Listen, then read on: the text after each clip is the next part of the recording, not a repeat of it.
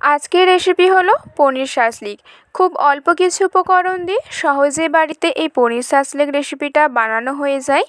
তো প্রথমেই জানাই আমার চ্যানেলে সবাইকে স্বাগত। আর এই পনির শাসলিক রেসিপিটা খুবই মজার খেতে হয়, আর এটা খেতে কিন্তু সত্যিই অসাধারণ হয়। তাহলে চলো দেখা যাক এই পনির শাসলিক রেসিপিটা কিভাবে বানানো হয়। তো প্রথমেই আমি এখানে নিয়েছি 200 গ্রাম পনির। তো সেটাকে আমি প্রথমে পনিরগুলোকে এভাবেই ঠিক চৌকো চৌকো করে একটু মাঝারি সাইজ করে কেটে নিচ্ছি। ঠিক এভাবেই আমি কেটে নিয়েছি প্রত্যেকটা পনিরকে। এরপর চলো একটা ব্যাটার বানাতে হবে।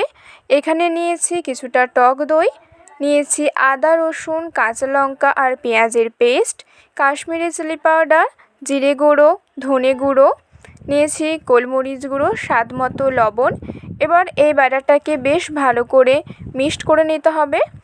এখানে আমার ব্যাটারটা ভালো করে মিক্সড করা হয়ে গেছে। এরপর পনিরগুলো দিয়ে ব্যাটারের মধ্যে ভালো করে এটাকে মাখিয়ে নিয়েছি।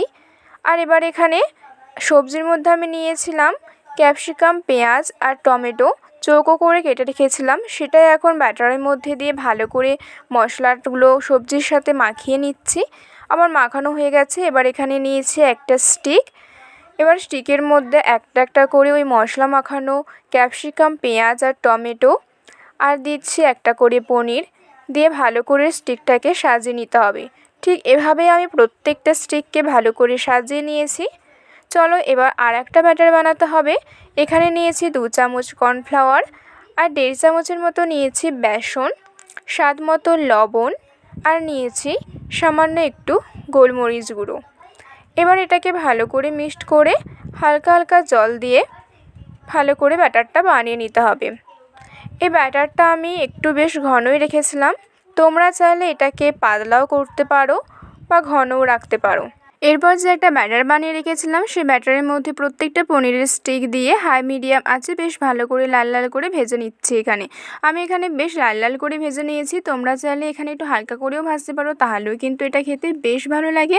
এখানে আমার সবকটা শাসলিক বেশ ভালো করেই ভাজা হয়ে গেছে। এবার তেল ঝরিয়ে এই শাসলিকগুলোকে তুলে নিচ্ছি। বিকেলে বা সন্ধ্যায় এরকম যদি একটা স্টার্টার বা স্ন্যাক্সের রেসিপি থাকে তাহলে কিন্তু বেশ জমে যায়। আর সত্যি বলতে এটা কিন্তু খেতে অসাধারণ হয়। তোমরাও কিন্তু সহজেই অল্প কিছু উপকরণ দিয়ে বাড়িতে বানাতে পারো। আর যদি ভিডিওটি ভালো লেগে থাকে অবশ্যই একটা লাইক করে দিও, আর নতুন নতুন রান্নার ভিডিও দেখতে চ্যানেলটিকে সাবস্ক্রাইব করে দাও।